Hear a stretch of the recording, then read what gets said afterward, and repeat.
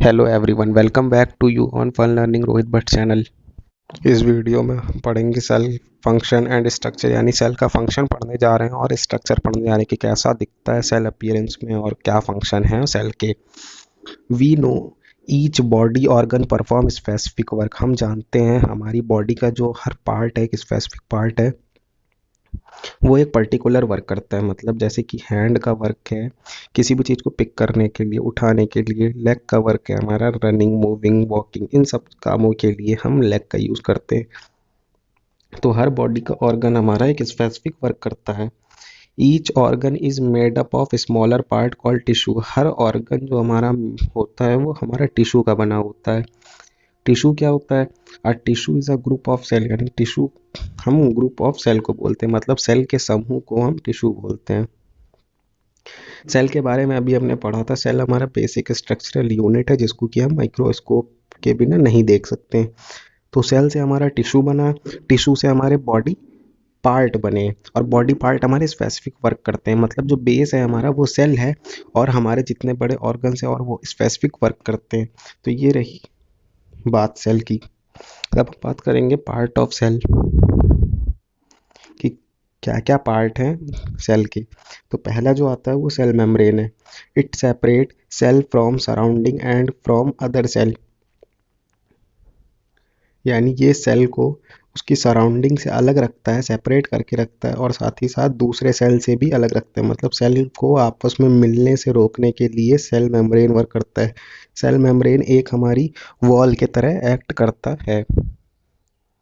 दूसरा, the plasma membrane is porous and allow movement of material. जो plasma membrane होता है वो पोरस होता है और मटेरियल को अलाउ करता है, यानी पोरस होता है और साथ ही साथ मटेरियल को अलाउ करता है, दूसरे मटेरियल्स को। Cell wall, cell membrane is also covered by thick covering called cell wall. यानी सेल वॉल क्या होती है? सेल मेम्ब्रेन अभी हमने पढ़ा, सेल मेम्ब्रेन एक मोटी लेयर से कवर होती है और उसे हम सेल वॉल बोलते हैं। It give protection to cell, यानी जो सेल होती है वो प्रोटेक्शन देती है। सेल वॉल जो होती है वो सेल को प्रोटेक्शन देती है, मतलब जो सेल वॉल है वो सेल को प्रोटेक्शन देती है।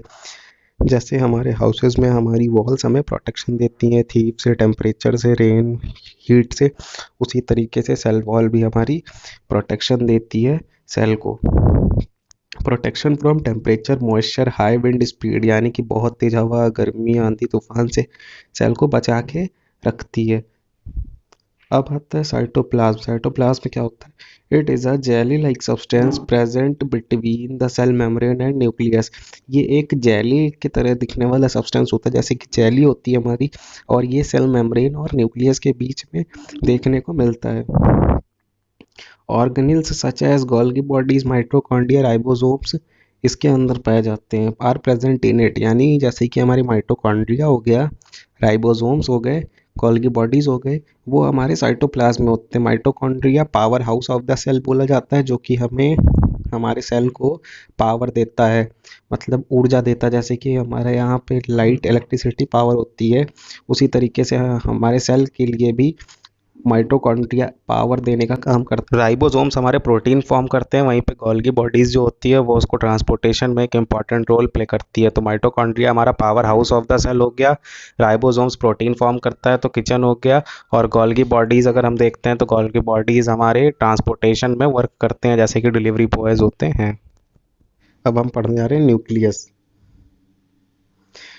न्यूक्लियस की बात करते हैं। The central dense round body in the centre, यानी अगर देखते हैं हम, सेंट्रल डेंस और राउंड बॉडी होती है हमारी सेंटर में, बीच में पाया जाता है, और ये सेंट्रल एरिया में होता है, और ये डेंस होता है, और ये गोल होता है। It is spherical in shape, इसका शेप कैसा होता है? स्फेरिकल होता है। Nucleus is separated from cytoplasm bye nuclear membrane. Nucleus जो होता है वो साइटोप्लाज्म से अलग किया जाता है न्यूक्लियर मेम्ब्रेन की मदद से। न्यूक्लियर मेम्ब्रेन एक वॉल की तरह एक्ट करता है न्यूक्लियस और साइटोप्लाज्म में। Nucleus contain thread like structure called chromosomes. Nucleus में ही क्रोमोसोम्स होते हैं, मतलब जो थ्रेड लाइक स्ट्रक्चर देखेंगे हम फिगर में वो हमारा क्रोमोसोम होता है। इट कैरी जीन्स, यानी ये जीन्स कैरी करता है। जो हमारे पेरेंट से हमारे अंदर क्वालिटीज़ आती है वो सिर्फ क्रोमोसोम्स की वजह से आती है। जो कैरेक्टरिस्टिक हमारे पेरेंट्स से हमारी मैच होती है मदर और फादर से, वो सिर्फ हमारी सेल में पाए न्यूक्लियस में क्रोमोसोम के वजह से होता है। Vacuole, it store substance in plant. Vacuole is most important. अगर हम बात करते हैं तो ये चीज़ों को स्टोर करने के लिए काम में आता है। मतलब वैक्यूल हमारा चीज़ों को स्टोर करता है, साथ ही साथ वैक्यूल हमारा बहुत इम्पॉर्टेंट पार्ट है अगर हम प्लांट की बात करते हैं। प्लास्टिड क्या होते हैं? It provide different colour to plant. जैसा कि हमने देखा है कि येलो लीव्स होती है, रेड लीव्स होती है, ग्रीन लीव्स होती है। तो ग्रीन तो हमें पता है कि क्लोरोफिल पिगमेंट की वजह से होती है, पर जो ये येलो और रेड हो गई, ये लीव कैसे होती है? तो ये प्लास्टिड्स की वजह से होती है। प्लास्टिड्स हमारे कलर प्रोवाइड करता है लीव्स को। उसी में से एक प्लास्टिड हमारा क्लोरोप्लास्ट है। Chloroplast green colour plastids called chloroplast. जो ग्रीन कलर वाला प्लास्टिड होता है उसे हम क्लोरोप्लास्ट कहते हैं।